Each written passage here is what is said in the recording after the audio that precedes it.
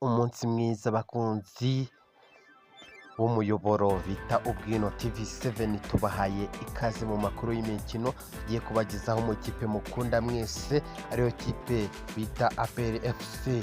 Abenshi bari bazi yuko ikipe ya APR FC iragenda yitwaje intwaro karabutaka, ariko ubu ngubu rwose ikaba yasize abakinyi bane ndetse n'umutoza. Ese birasa kugenda bite aho ejo tariki ya 3 z'ukwa munani ikipe izaba iri mu kibuga iri guhangana na Simba ku munsi bise Simba Days? Ese bisaba byifashe bite ko uyu mutoza bamusize ndetse bagasiga n'intwaro enye? Birasa kugenda bite? Ndetse kandi akaba harimo abambariye imikenyero bagiye gufana iyi kipe yacu ya APR FC. Ikipe ya APR yigemuye mu menyo y'intare aho yasize abakinyi ngenderwaho i Kigali mu bihumbi n'ibihumbagize. Ubu ngubu hakaba hamaze gutangazwa abambariye ndetse bagaherekeza ikipe ya APR FC bakayija inyuma mu mikino ya CAF Champions League. Umutoza Robertinho utoza ikipe ya Rayon Sports nawe ubu ngubu akamaba yakoze ibishoboka byose akabyemera imbere ku mugaragaro ko gutsinda iyi kipe ya APR ari nk'inzozi kuri we. Mukora subscribe wowe utari wayikora kugira ngo utajukikanwa n'amakuru tugenda tubategurira imbere ku murongo.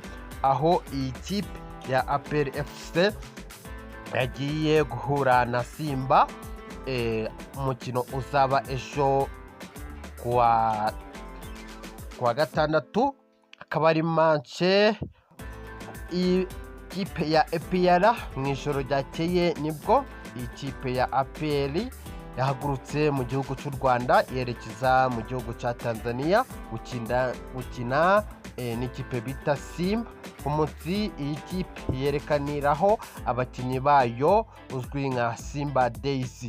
Uyu mukino ukaba uzaba ejo kuwa gatandatu tariki ya 3 Kanama 2024 ahagana saa 2:30 z'i Kigali, ukazabera kuri Uwanja Mkapa. APR FC ikaba yahagurukanye abakinyi 23 yerekeza muri iki gihugu. Yasize abakinyi bane n'umutoza umwe. Abakinyi basigaye harimo umunyezamu Ruhamyanyiko Ivan, Kwitonda Alebaka, Shimirimana Ismail Pichu ndetse na Apam Asongwe Bemo ndetse n'umutoza w'abanyezamu Mugabo Alexis. Bivuze ko Ndizeye Aime Desire wari akaba ari we uzajya utoza abanyezamu, kuko n'ubundi ari abatoza babiri b'abanyezamu bagomba gutoza iyi kipe ya APR. Aho kandi ibintu bikomeje gukara, Robertinho akaba yabivugiye ku mugaragaro avuga ko iyi kipe ya APR FC kuba yayitsinda ni nk'inzozi kuri we, ngo kuko iyi kipe ifite intwaro karabutaka ndetse kandi yerekana na bamwe mu bakinyi iyi kipe ya Rayon Sports yaba yaraguze batangiye imyitozo. Avuga ko akeneye izindi ntwaro karabutaka kugira ngo abashe kuba yagira ubushobozi bwo guhangana n'ikipe ya APR FC.